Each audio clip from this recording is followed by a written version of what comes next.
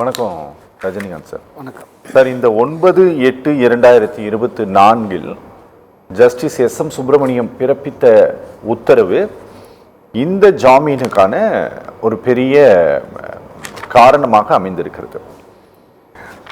அவர் நாங்கள் போலீஸ்க்கு இங்கே வக்காலத்து வாங்குறதுக்கு எந்த நிகழ்ச்சியும் நாங்கள் நடத்தலை. போலீஸினுடைய செயல்பாடுகள் மீது அதீதமான சந்தேகத்தை இந்த உத்தரவு கிளப்புகிறது. ஆனால் freedom of speech and expression சம்பந்தமாகவும் கிரிட்டிசிசம் அண்ட் அன்ஃபேர் ஒப்பீனியன் சம்பந்தமாகவும் ஹானரபிள் ஜஸ்டிஸ் எஸ்.எம். சுப்பிரமணியம் கொடுத்துருக்கக்கூடிய ஒரு ஒரு ஒரு டீட்டெயில்டு எக்ஸ்பிளனேஷன் கொடுத்துருக்காரு இல்லை, இதுதான் இந்த விமர்சனங்களுக்கும் காரணமா? அதாவது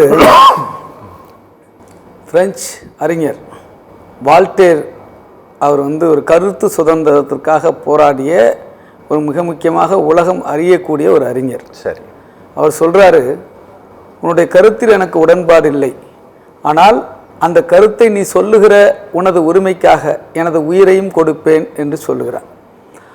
அவர் சொல்கிற அந்த கருத்து சுதந்திரம் என்பது நாகரிகமான, அக்கறை கொண்ட, மற்றவர்களை திட்டமிட்டு புண்படுத்தாத, பிளாக்மெயில் செய்யாத கருத்து சுதந்திரத்தை பற்றி தான் அவர் அப்படி சொல்லுகிறார். ஆனால் சவுக்கு சங்கரை பொறுத்தளவுக்கு அவர் எப்படிப்பட்ட கருத்தை வெளியிடுகிறார், எதற்காக வெளியிடுகிறார், அவருடைய உள்நோக்கம் என்ன என்பதை நாம் பார்க்க வேண்டும். இந்திய கருத்து சுதந்திரம் குறித்து இந்திய அரசியலமைப்பு சட்டத்தினுடைய ஆர்டிக்கிள் 19(1)A சொல்லுது.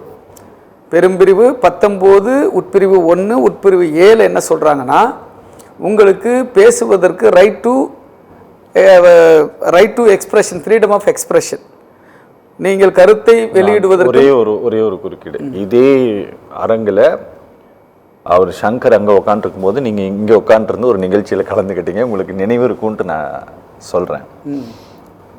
அவர் பிளாக்மெயில் செய்தார் அப்படின்னு சொல்லிட்டு இதுவரை ஒரே ஒரு நபர் கூட புகார் கொடுக்கல. இப்போ தான் ஒரே ஒரு புகார் வெளியில் வந்திருக்கு. அது நீதிமன்றத்தால் இதுவரை நிரூபிக்கப்படலை. அவர் சொல்லக்கூடிய விதத்தில் இருக்கக்கூடிய பிரச்சனை தான் இந்த மொத்த விவகாரத்திற்கும் காரணமா, இல்லை அவர் பேரில் பொதுவாக அலேஜ் பண்ணக்கூடிய இந்த பிளாக்மெயில் பண்ணுறாருங்கிற குற்றச்சாட்டும் இந்த பிரச்சனைக்கு காரணமா? இந்த கருத்து சுதந்திரம் குறித்து சொல்லிட்டு அடுத்து உங்களுக்கு நான் பதில் சொல்றேன். இந்த கருத்து சுதந்திரம் அதான் நான் சொன்ன மாதிரி 19(1)A ஃப்ரீடம் ஆஃப் எக்ஸ்பிரஷன் அப்படி இருக்குது. நீங்கள் கருத்து சொல்கிறதுக்கு பிரச்சனை இல்லை. ஆனால் அதே இந்திய அரசியலமைப்பு சட்டத்தினுடைய அதே 19 உட்பிரிவு 2 என்ன சொல்லுதுன்னா, தேர் இஸ் ரீசனபிள் ரெஸ்ட்ரிக்ஷன்ஸ். உங்களுக்கு கருத்து சுதந்திரம் கட்டற்றதாக இருக்க முடியாது, விருப்பத்திற்கு பேச முடியாது, அதிலே உங்களுக்கு சில நிபந்தனைகள் இருக்கிறது, கண்டிஷன்ஸ் இருக்கிறது. இந்த கண்டிஷன்ஸ்க்கு உட்பட்டுத்தான் உங்கள் கருத்தை நீங்கள் வெளியிட முடியும். அது என்ன கண்டிஷன் அப்படிங்கிறத நான் உங்களுக்கு இப்போ ஒரு நிமிஷத்தில் நான் படித்து காட்டிடுறேன். Article 19(2) of the Indian constitution allows government to impose reasonable restrictions on the fundamental right to freedom of speech and expression guaranteed under Article 19(1)A for specific public interest including India's sovereignty and integrity, security of state, public order, decency. சரிங்களா? இந்தியாவுடைய இறையாண்மைக்கு எதிராக நீங்கள் கருத்து சொல்வது அனுமதிக்கப்பட்டதல்ல, ஒற்றுமைக்கு எதிராக கருத்து சொல்வது அனுமதிக்கப்பட்டதல்ல. அதே போல அரசு, அதாவது நாட்டினுடைய பாதுகாப்புக்கு எதிராக நீங்கள் கருத்து சொல்லக்கூடாது. அதே சமயத்தில் நீங்கள் பொது அமைதிக்கு எதிராக கருத்து பேசுவதற்கு உங்களுக்கு உரிமை இல்லை. பொது அமைதியோ அல்லது டீசென்சி, நாகரிகத்திற்கு எதிராகவோ, மொராலிட்டி, ஒரு பண்பு, மொராலிட்டி, ஒரு அறநெறிக்கு எதிராகவோ அல்லது நீதிமன்றத்தினுடைய மாண்பை சீர்குலைக்கிற வகையிலோ அல்லது டிஃபமேஷன், அவதூறு பரப்புகிற வகையிலோ, and incitement to an offense balancing individual right, ஒவ்வொரு தனி மனிதனை பிரச்சனை பண்ணுகிற, அவருடைய உரிமையில் தலையிடுகிற வகையில் உங்கள் கருத்து இருக்கக்கூடாது அப்படின்னு சொல்றாங்க. அப்போ இது ரீசனபிள் ரெஸ்ட்ரிக்ஷன். இந்த ரிஸ்ட்ரிக்ஷன் இருக்கிறது என்பது உயர்நீதிமன்றத்துக்கும் தெரியும். நமது நீதியரசர் எஸ்.எம். சுப்பிரமணியன் அவர்கள் உண்மையிலேயே ஸ்ட்ரெயிட் ஃபார்வேர்டான நீதிபதி தான், அதில் மாற்று கருத்து இல்லை. அவரோட 2 நீதிபதிகள் அதில் இருக்காங்க, எஸ்.எம். சுப்பிரமணியன், தனபாலன். அது உயர்நீதிமன்றத்தை பொறுத்தளவுக்கு ஒரு ஹியூமன் ரைட்ஸ் கோர்ட், அது வந்து ஒரு கான்ஸ்டிடியூஷனல் கோர்ட், அதுலேயும் மாற்று கருத்து இல்லை. அவங்களுக்கு டிஸ்கிரிஷனரி பவர், இன்ஹரண்ட் பவர் இருக்குது, அது மாற்று கருத்து இல்லை. ஆனால் அந்த பவரை நேர்மையாக இருக்கிற நீதிபதி கூட சமயத்தில் இந்த மாதிரியான ஒரு எக்ஸ்ப்ளோர் பண்ண வேண்டியதை தவறுகிற சூழல் ஏற்படும். அந்த சூழல் தான் இன்றைக்கு ஏற்பட்டிருக்குதா நான் பார்க்குறேன் இந்த உத்தரவின் மூலமாக. காரணம் என்னன்னு கேட்டிங்கன்னா, நிதியரசருக்கு அவருடைய அந்த வருத்தத்தை பதிவு பண்ணியிருக்காரு. அது என்ன வருத்தம்னா, நான் ஏற்கனவே குண்டர் தடுப்பு சட்டத்தை வந்து நான் வந்து ரத்து செஞ்சு உத்தரவு போட்டேன், நீங்கள் உடனே ஒன்று உத்தரவு போடுறீங்க, அது ஒரு பர்சனல் அஃபெண்ட் மாதிரி தெரியுது பார்க்கறதுக்கு. ஓகே, நான் வந்து ஜட்ஜ்மெண்ட்டை தான் சொல்கிறேன், நீதிபதி சொல்லலை. ஓகே, அது வந்து ஒரு அஃபெண்ட் மாதிரி தெரியுது. ஏன்னா நான் போட்டால் ரத்து பண்ண நீ உடனே மறுபடியும் போடுவியா அப்படிங்கிற ஒரு கோபம் வெளிப்படுவதை நாம் பார்க்க முடியுது. அது மட்டுமல்ல, இன்றைக்கு ஒரு சினிமா ப்ரொடியூசர், அவர் பேர் என்ன, மகேஷ் ஷா, அவர் வந்து ஒரு வழக்கு கொடுத்துருக்காரு. இந்த வழக்கு உண்மையா பொய்யா என்பது இன்வெஸ்டிகேஷனில் இருக்குது. அப்படி இன்வெஸ்டிகேஷன் இருக்கும் பொழுது நீதியரசர் அவர்கள், உயர்நீதிமன்றம் அந்த இன்வெஸ்டிகேஷனில் நீங்கள் வந்து நேரடியாக போய் டிஸ்டர்ப் பண்ண முடியாது. உங்களுக்கு பெயிலுக்கு வந்தால் நீங்கள் பெயில் விடலாம். ஆனால் வந்திருக்கிறது ஹேபியஸ் கார்பஸ் பெட்டிஷன், ஆள்கொணர்வு மனு. அப்போ ஆள்கொணர்வு மனு மூலம் வந்து நீங்கள் பெயிலை வாங்கிட முடியுமானா, அது ரொம்ப எக்ஸப்ஷனல், ரேர் அண்ட் ரேரஸ்ட் கேஸில் வந்து நீங்கள் அதை செய்யலாம். இது வந்து ரேர் அண்ட் ரேரஸ்ட் கேஸ் கிடையாது. இவர் மேலே 17 வழக்குகள் இருக்கிறது. இப்போ 17 வழக்குகளையும் ஒரு அட் ஏ ஸ்ட்ரோக்கில், ஏன்னா வந்து சிங்கிள் ஸ்ட்ரோக்கில் வந்து நீதியரசர் வந்து மார்ச் 25 வரையும் அவருக்கு ஜாமீன் வழங்கியிருப்பது என்பது ஏற்கத்தக்கதல்ல. நீதியின் அடிப்படையில், சட்டத்தின் அடிப்படையில், அடிப்படையில் ஏற்கத்தக்கது அது கொடுக்கலாம் சார். நீங்க எல்லா கேஸுக்கும் எப்படி நீங்க கொடுக்க முடியும்? 17 வழக்குகளுக்கு அவருக்கு மருத்துவ காரணங்கள் நீங்க வந்து கொடுக்கலாம், அது வேற விஷயம். ஆனா வந்து சவுக்கு சங்கர் அவர்கள் இந்த அரசியலமைப்பு சட்டம் சொல்லக்கூடிய 19(2)க்கு உட்பட்டு பேசியிருக்கிறாரா என்பதே விசாரணைக்கு உரியதல்ல, என்பதே வந்து கேள்விக்கு உரியதல்ல. இப்ப இவரு திட்டமிட்டு நிறைய, இங்க பாருங்க, போலீஸ் ஆபீசர்ஸை வந்து பெண் ஆபீசர்ஸை அவர் வந்து கொச்சையா பேசி அதுல வழக்கு இருக்கு.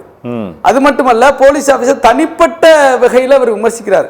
அவங்களுடைய இன்வெஸ்டிகேஷனை விமர்சிக்கலாம், அவங்களுடைய தனிப்பட்ட முறையில் ஏதாவது பிரச்சனை இருந்தால் விமர்சிக்கலாம். ஆனா அதே சமயத்தில் ஒரு தன்னுடைய கடமையை ஆற்றுகிற பொழுது அதுக்கு வந்து ஒரு பர்டிகுலரா வந்து டேமேஜ் பண்ணுவதற்குள்ள, கேரக்டர் அசாசினேஷன் பண்ணுவதற்குள்ள, இதுக்கு யார் உரிமை கொடுத்தது? சவுக்கு சங்கருக்கு. அதாவது இப்ப இந்த 17 வழக்குகளுக்கும் சேர்த்து இந்த ஜாமீன் பெறப்பட்டிருக்க எப்படி முடியும்? அப்ப 17 வழக்குகளும் டீட்டெயில்டாக அங்க வந்து ஆர்கியூமெண்ட் செய்யப்பட்டதா? ஒவ்வொரு வழக்கும் ஒரு தன்மை கொண்டது இல்லையா? ஒவ்வொரு எஃப்ஐஆருக்கும் ஒரு காரணம் இருக்கிறது அல்லவா? அந்த ஒவ்வொரு எஃப்ஐஆரும் என்ன இன்வெஸ்டிகேஷன் நடந்திருக்கு, அதுல என்ன வந்து அரசுடைய புலனாய்வுல எவ்வளவு தூரம் போயிருக்கிறாங்க, அதுல இவர் சவுக்கு சங்கர் கோஆபரேட் பண்ணியிருக்காரா இல்லையா, சாட்சியங்கள் கலெக்ட் பண்ணப்பட்டதா, ஆதாரங்கள் கலெக்ட் பண்ணப்பட்டதா, இதுல டிஸ்டர்பன்ஸ் இருக்கா, இது எந்த அடிப்படையில் சென்றிருக்கிறது என்பதையெல்லாம் நீதிமன்றம் கவனத்தில் கொண்டிருக்க வேண்டும். என்பதையெல்லாம் கவனத்தில் கொண்டிருப்பதாக நமக்கு தெரியவில்லை. எடுப்புல இது தெரியல. போலீஸ் டார்ச்சர் பண்ணியிருக்கு இவரை கைது செய்வதில் அதீதமான ஆர்வத்தை காவல்துறை காட்டி இருக்கிறது அப்படின்ட்டு சொல்லி இருக்கக்கூடிய விஷயங்கள்ல அதுல உண்மை இருக்கிற மாதிரி தானே தெரியுது. எது உண்மை சார்? இவரை கைது பண்ண போறாங்க, இவர் யார் சார் வந்து டோரை க்ளோஸ் பண்ணிக்கிட்டு 4 மணி நேரம் 5 மணி நேரம் போலீஸை காக்க வச்சார்? இவர் போக வேண்டியதானே, என்ன வழக்குன்னு கேட்க வேண்டியதானே? இவருக்கு அந்த ரைட் இருக்குல்ல. he can call his advocates, counsels, he has such a right. டிகே பாசி கேஸில் அவருக்கு அந்த ரைட்டெல்லாம் இருக்குது. ஆனால் நான் வரமாட்டேன்னு கதவை பூட்டிக்கிட்டு படிக்கட்டையெல்லாம் பூட்டிக்கிட்டா அவங்க வந்து ஃபயர் சர்வீஸை வச்சுக்கிட்டு மேலே ஏறி கயிறு பிடிச்சி ஏறிட்டு போகிற அளவுக்கு யார் சார் நடந்துக்கிறது? நீங்கள் சட்டத்தை மதிச்சிங்களா? நீங்கள் சட்டத்தின் அடிப்படையில் ஒபே பண்ணீங்களா? இப்போ இது நீதிமன்றத்தில் சொல்லப்பட்டதா? இப்போ இது எப்படி ஹராஸ்ன்னு சொல்ல முடியும்? 5 மணி நேரம் போலீஸுக்கு தடுமாறுறாங்க இவரை கைது பண்ணுறதுக்கு. சார் இவர், நான் என்ன கேட்குறேன், சவுக்கு சங்கர் அவர்களுடைய கருத்து மிக மோசமாக, அதாவது சவுக்கு சங்கர், நான் இப்போ ஒரு பார்ட்டி மேனாக பேசுகிறேன், இதுவரையும் நான் ஒரு வழக்கறிஞராக பேசுகிறேன், இப்போ நான் விடுதலை சிறுத்தைகள் கட்சியினுடைய துணை பொதுச் செயலாளர் பேசுகிறேன். இவர் சவுக்கு சங்கர் நேரடியாக பாஜக அதிமுக கூட்டணிக்காக வேலை பார்க்குறாரு. அவருடைய சோசியல் மீடியா, அவருடைய சவுக்கு மீடியா இருக்கு இல்லையா, அந்த மீடியா அவங்களுக்கு ஒர்க் பண்ணுது. அப்படி ஒர்க் பண்ணும் பொழுது நீங்கள் கண்ணா பின்னாண்டு வாய்க்கு வந்ததெல்லாம் தப்பாக உண்மைகளை திரித்து பொய்யாக personal assassination, personal character assassination, personal attack நீங்க பண்றதுக்கு உங்களுக்கு யார் சார் ரைட்டு கொடுத்தா? நான் கேட்குறேன், சவுக்கு சங்கருக்கு நானே 5.5 கோடி ரூபான்னு கேள்விப்பட்டேன். ஆனால் இப்போ என்ன சொல்றாங்க, ஒரு பெண்மணி பேசுறாங்க 11 கோடி ரூபாய்க்கு அவர் டி நகர்ல இடம் வாங்கியிருக்காரு. அவர் பேர்லையா அந்த மாலதி அவங்க பேர்லையா தெரில. அதே போல பல்லவாரத்தில் ஒரு 3-4 கோடி ரூபாய்க்கு இடம் வாங்கியிருக்காருன்னு சொல்றாங்க. இதெல்லாம் பிளாக்மெயில் பண்ணாம இதெல்லாம் எப்படி வந்தது? அது வேண்டாம், அது வேண்டாம். நான் கேக்குறேன், இதையெல்லாம் நீதிமன்றம் கவனத்தில் கொண்டிருக்க வேண்டும். சொன்னா நீங்க சொல்லக்கூடிய அதே சார்ஜ் நாளைக்கு எங்க மேல நீங்க வைப்பீங்க. இப்ப அவர் ஆதாரம் இல்லாம பேசுறாரு நீங்க சொல்றீங்க இல்லையா, அதே மாதிரி உங்களுக்கு இருக்கு, அந்த ஆதாரம் எல்லாம் இருக்குது, ஒன்னும் பிரச்சனை இல்ல. அது தேவைப்பட்டா அதை எடுத்து அது குற்றச்சாட்டு வச்சவங்க எடுத்து கொடுப்பாங்க. அது ராஜசேகர் சார், நான் ஏதாவது தப்பா ஏதாவது கேட்டேனா சார்? இல்ல அதெல்லாம் இல்ல இல்ல, எனக்கு என்னோட சிற்றறிவுக்கு எட்டல சார். அதாவது ஜஸ்டிஸ் மேல ஒரு சார்ஜ் வைக்கப்படுகிறது அப்படின்னா அவர்கள் என்னுடைய நேர்மையை சந்தேகிப்பதா அப்படின்ட்டு அவர்கள் வழக்கை எடுத்து, அநேகமாக இந்த கவர்மெண்ட் ஃபார்ம் ஆன பிறகு முதல்ல சங்கரை ஜெயிலுக்கு அனுப்புனது மதுரை ஹைகோர்ட் பெஞ்சுன்னு தான் நினைக்கிறேன். அவர்கள் அனுப்பி விடுகிறார்கள்.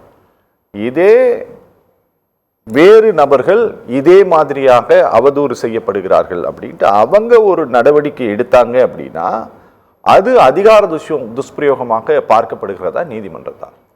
இல்லை, அதாவது நான் அதுதான் சொல்கிறேன், ஃபேர் கிரிட்டிசிசம்ங்கிறது பிரச்சனை கிடையாது. ஃபேர் கிரிட்டிசிசம் அது எங்கேயுமே ரெசிஷன் கிடையாது, கோர்ட்டுக்கும் ரெசிஷன் கிடையாது. இப்போ people is the master of the democracy. மக்கள் தான் இப்போ எஜமானர்கள், பாக்கி எல்லாருமே மக்களுக்கு ஊழியம் செய்கிற பணியாளர்கள் தான், நீதிபதிகள் உள்ளிட்டு. இது நீதிமன்றமே சொன்னது, இது நீதிமன்றமே சொன்னதுதான் நான் சொல்றேன். அப்படி இருக்கும் பொழுது அதுதான் பிரைம் மினிஸ்டர் சொல்றாரு சார், நான் தான் ஃபர்ஸ்ட் சர்வெண்ட். ஆமா, பிரைம் மினிஸ்டர், ஆமாம்மா, பிரைம் மினிஸ்டர் எல்லாருமே கான்ஸ்டிடியூஷனுக்கு கீழே தான் sir. Constitution is the supreme law of the land. ஆமா ஆமா, ஆல் அபோ, எல்லாத்தை விடும் மிஞ்சினது அரசியலமைப்பு சட்டம் தான். இப்போ அந்த அரசியலமைப்பு சட்டத்தையே சில நீதிபதிகள் மதிக்கிறது இல்லை. இதே ஜிஆர் சுவாமிநாதனுக்கு அந்த பிரச்சனை இருக்கு, அது அங்க போக வேணாம். சரி இருக்கட்டும். நான் என்ன சொல்றேன்னா, சார் சொல்றாரு முரளி சார், அதனால யாரை அஃபெண்ட் பண்ணாலும் சார் அது அஃபென்ஸ் தான், யாரை ஹர்ட் பண்ணாலும் ஹர்ட் தான். நீங்கள் இப்போ கேரக்டர் அசாசினேஷன் பண்ணுறதோ அல்லது ஒரு தவறான பொய் பிரச்சாரம் செய்வதோ, ஒருத்தன் திடீர்னு டிப்ரெஷன் ஆகி போய் தற்கொலை பண்ணிக்கிட்டாலும் அந்த உயிரை உங்களால் கொடுக்க முடியுமா? அப்போ போய் நீங்கள் தற்கொலைக்கு தூண்டிய வழக்கு போட்டு உட்காந்துருப்பீங்களா? 306 போட்டு உட்காந்துருப்பீங்களா? அதான் கேட்குறேன். அப்போ நீங்கள் நியாயமாக நடந்துக்கணும்ல, ஒரு அறம் இருக்கணும்ல. ஊடக அறம்னு எதுக்கு சொல்கிறோம் நம்ம? நீங்கள் அறத்தோடு நடந்துக்கணும்ல. அப்போ நான் என்ன கேட்குறேன், இதே சவுக்கு சங்கம் இப்போ சார் சொன்னார் டிஃபமேஷன் கேஸ் தான் போடணுன்ட்டு, ஏன் மிரட்டி பிளாக்மெயில் பண்ணுறது டிஃபமேஷன் கேஸ்? அதுக்கு எந்த எவிடன்ஸும் இப்போ இல்லை, அதனால அதை நாங்கள் பேச இல்லை எவிடன்ஸ் இல்லைன்னா சார், தட் ட்ரையலில் தான் அதை முடிவு பண்ண முடியும். நீங்கள் எடுத்த உடனே முடிவு பண்ண முடியாது. பிரேமா பேசி இருந்துச்சுன்னு சொன்னாக்கா உங்க மேலே வழக்கு பதிவாகி இருக்கு. அதாவது சார் இப்போ அது சாரை தான் சொல்கிறாரு. அவர் யாரோ ஒருத்தர் மிரட்டுறான்னு சொல்கிறாங்க, அதுக்கு நீங்கள் டிஃபமேஷன் தான் போகணுன்னா அது கிரிமினல் கேஸு சார். மிரட்டுவது கிரிமினல் கேஸு. இப்போ அந்த ஒரு வீடியோ, ஒரு ஆடியோ வெளியாயிருக்கு. யார் இவர், நம்ம சங்கரும் அந்த இயக்குனர், சினிமா இயக்குனர் மகேஷ் ரம்யாவா, இவங்க 2 பேரும் பேசின ஆடியோ வெளியாயிருக்கு. எங்கள் சினிமா மேலே நீங்கள் இப்படி ஒரு தவறான கருத்தை பதிவு பண்ணீங்க அவர் கேட்குறாரு. அதுக்கு சங்கர் சொல்கிறாரு, என் கருத்துங்க நான் பதிவு பண்ணியிருக்கேன், என் பார்வை எப்படிங்க அப்படின்னு சொல்லிட்டு விட்டுருக்கலாம். நீங்கள் நேரம் ஆஃபீஸ் வாங்கன்னு ஏன் சொல்கிறாரு? யார் அதை சொன்னா? What is the intention of mister Shankar for that word? நாங்க ஆபீஸ் வாங்க பேசிக்கலாம் என்று சொல்றாரா இல்லையா? அந்த ஆடியோ வந்திருக்கா இல்லையா? ஆனா அந்த விவகாரம் இந்த இந்த தீர்ப்பில் பேசப்படல, டிஸ்கஸ் பண்ணல. இந்த தீர்ப்பு சார் அவங்க ஹெச்சிபி போட்டிருக்காங்க. ஏபிஎஸ் கார்பஸ்ல அவங்க சாலிட்டரி கன்ஃபைன்மெண்ட், அது தனிமை சிறையில் வைக்கக்கூடாது அப்படின்னு சொல்லியிருக்காங்க. இன்ட்ரீம் பெயில் கேட்டிருக்காங்க. அது ப்ரேயரை வந்து என்ன ப்ரேயர் கேட்டாங்களா அது கோர்ட்டு கொடுத்து முடிச்சிருந்தா நம்ம இங்கே டிஸ்கஸே பண்ண போகிறதில்ல. பியாண்ட் த ப்ரேயர் தான் இப்போ வந்து அவங்க நிறைய விஷயங்கள் நடந்திருக்குது, நிறைய கருத்துக்கள் சொல்லப்பட்டிருக்குது. அப்படி சொல்ல முடியுமான்னா அவர் ராஜசேகர் பிரதர் சொன்ன மாதிரி சொல்ல முடியும். அந்த கோர்ட்டுக்கு அந்த ரைட் இருக்குது. அது வந்து 226 இன்ஹரண்ட் பவர் இருக்குது, அதில் மாற்றுக்கிறதுல. ஆனால் அதே சமயத்தில் எல்லாத்தையும் இன்வெஸ்டிகேஷனை, ஸ்டேட் ரைட்டை, இண்டிவிஜுவல் ரைட்டை பாதிக்கிற மாதிரி ஒரு தீர்ப்பு ஒருத்தருக்கு ஃபேவராக வந்து கொடுக்குறதுங்கிறது தான். அதுக்காக தான் நம்ம இந்த தீர்ப்பை நம்ம டிஸ்கஸ் ஃபேவரான தீர்ப்புன்னு சொல்கிறீங்களா? சங்கருக்கு ஃபேவரான தீர்ப்பு தானே. எல்லா தீர்ப்பும் அப்படித்தானே சார், ஒருத்தருக்கு ஃபேவரா இருக்கு, ஒருத்தருக்கு எதிராக தான். இல்ல அது அப்படி சொல்லல. இந்த 17 வழக்கு நீங்க வந்து அது கேட்டது அவர் வெளியில வரக்கூடாதுன்னு நான் சொல்ல சார். மெடிக்கல் கிரவுண்ட்ல அவர் வெளில விட்டது தப்புன்னு நான் சொல்லல சார். அது வேற ஹியூமானிட்டேரியன் கிரவுண்ட்ல நான் அதை அக்செப்ட் பண்றேன். அதுல ஒன்றும் மாற்று கருத்து சார் இல்ல சார்.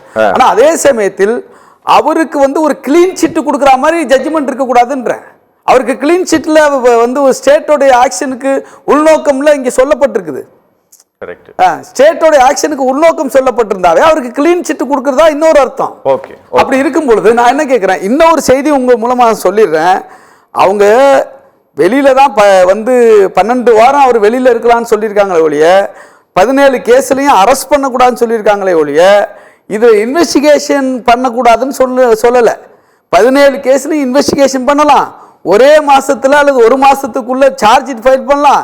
கோர்ட் ஃபாஸ்ட் ட்ராக் கோர்ட்ல மூவ் பண்ணி அவருக்கு 3 மாசத்துக்குள்ள அந்த ஜட்ஜ்மெண்ட்டும் வாங்கலாம். அது தண்டனையோ விடுதலையோ, தட் இஸ் டிஃப்ரெண்ட். அதுக்கு அரசுக்கு தடை கிடையாது. அரசு அதை செய்யலாம். அவர் பிரதர் ராஜசேகர் சொன்ன மாதிரி ஒரு கிளாரிஃபிகேஷன் கேட்கலாம், தப்பு கிடையாது. கிளாரிஃபிகேஷன், இதுக்கு விளக்கம் சொல்லுங்க, இது வந்து நாங்க ஃபர்தரா வேற எது ஸ்டே கொடுத்த மாதிரியான ஒரு தோரணை இருக்கு, அப்படி இருக்க கூடாது. அப்ப அவருடைய மெடிக்கலுக்காக தான், அவருடைய ட்ரீட்மெண்ட்டுக்காக தான் இந்த ரிலீஸ். ஆனா வந்து அவருடைய கிரிமினல் கேசஸ்க்கு அந்த இன்வெஸ்டிகேஷனுக்கு இது பொருந்தாது, தட் இஸ் டிஃபரண்ட் அப்படிங்கிற ஒரு கிளாரிஃபிகேஷன் இவங்க பெறணும் அப்படின்னு சொன்னதுல நான் உடன்படுறேன்.